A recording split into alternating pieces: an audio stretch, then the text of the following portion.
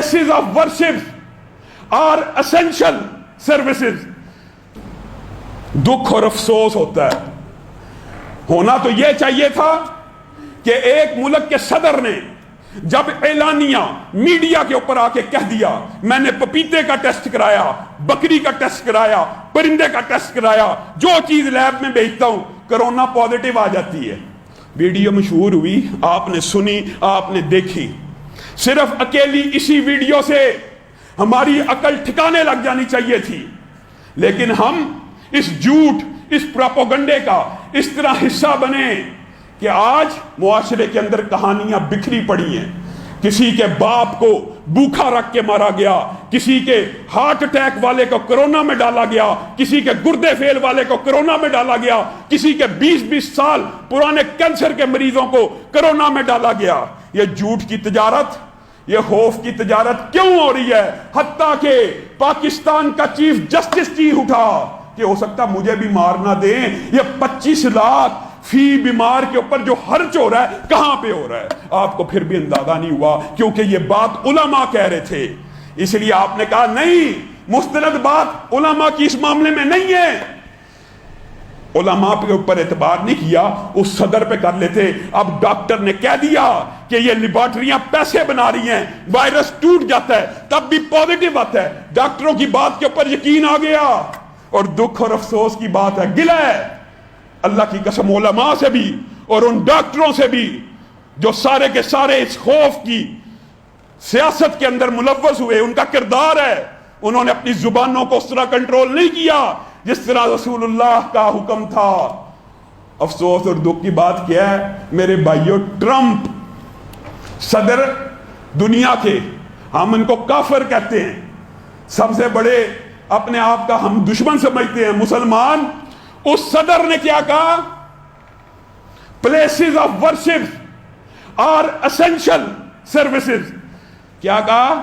कि इबादत खाने किसी भी मुल्क के अंदर जरूरियात जिंदगी में से हैं, इनको बंद नहीं किया जाएगा। मसाजिद को बंद नहीं किया जाएगा, चर्चों को बंद नहीं किया जाएगा। अफसोस और दुख है आज उम्मत मुस्लिमा के ये 50 और 52 से ज्यादा हुक्मरानों से औला ला का फाउला तुम्हारे ऊपर था कि तुम खड़े होते और कहते मस्जिदों को बंद नहीं किया जा सकता, मस्जिदें जरूरियात जिंदगी के अंदर शामिल हैं। का क्या कौन रहा है?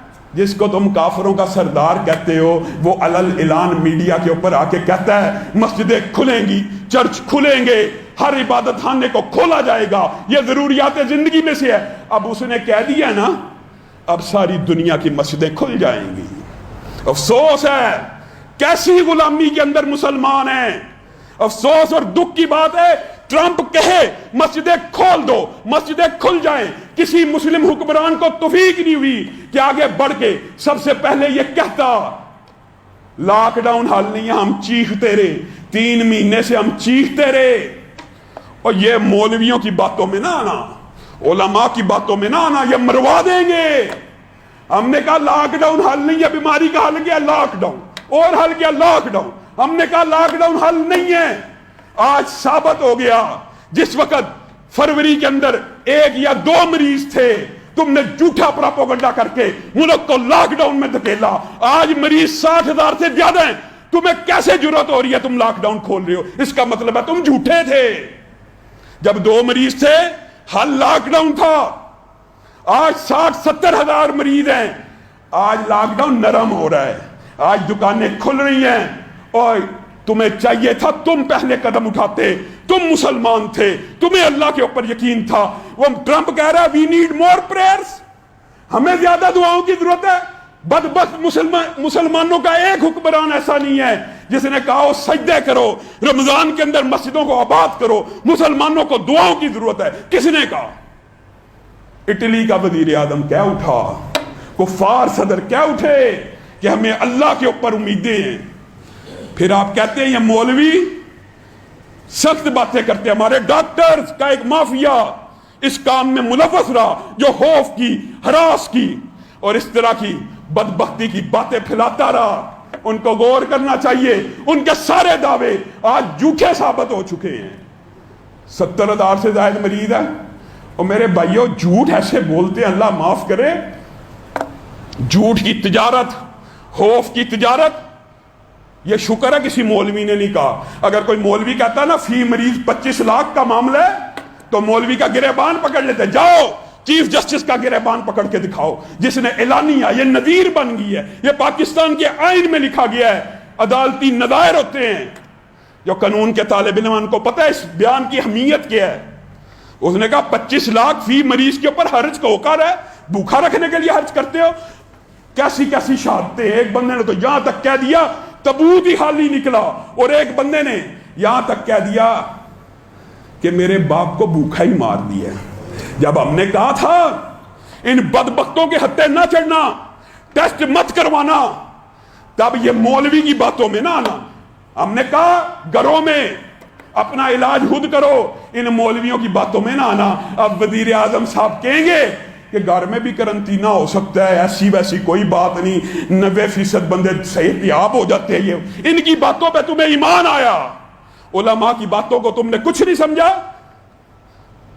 ادھوت تالا بندی کے فتوے، بارشوں کے اوپر قیاسات. رسول اللہ کے دور میں وبائیں آئیں، مسجدیں بند نہیں ہوئی. عمر کے دور میں اتنی زہریلی وبا آئی طاعون کی. آپ کو پتا نا طاعون جس کو لگ جائے اس کے مرنے کے امکان 100% ہوتے تھے اس وقت. 100% شرح والی بیماریاں آئی، مساجد بند نہیں ہوئی. تم نے 1% بھی بیماری کی شرح نہیں ہے، اس کے اوپر مساجد کے اوپر حملہ کیا. اور آپ پتہ کیا ہونے والا ہے؟ ہوشیار رہیے، اس بات کا بھی بلاک کیجئے. بڑی عید قریب آئے گی، یہ کرونا وائرس کانگو وائرس میں تبدیل ہو جائے گا، اور کانگو سے بھی کوئی بڑا وائرس آئے گا جو صرف حملہ کرے گا کس کے اوپر؟ حلال جانوروں کے اوپر. یہ جی جو 4 حلال جانور ہیں نا، یہ وائرس صرف ان میں آتا ہے. قربانی نہ کرو، غریب کو کپڑے سلا دو، قربانی نہ کرو، حج نہ کرو. یہ کس قسم کے وائرس ہیں؟ بڑی یہودی نسل کے وائرس ہیں جو صرف اسلامی باتوں پہ حملہ آور ہوتے ہیں.